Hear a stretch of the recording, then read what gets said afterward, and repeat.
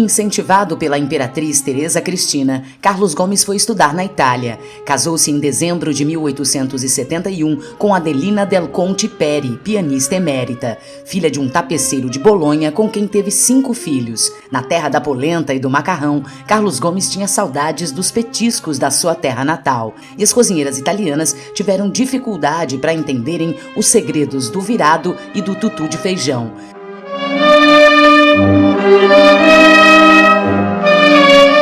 No dia 19 de março de 1870, apresentou a ópera O Guarani no Teatro Alla Scala de Milão. Com a obra adaptada do romance de José de Alencar, o maestro campineiro colocou o Brasil no mapa cultural europeu.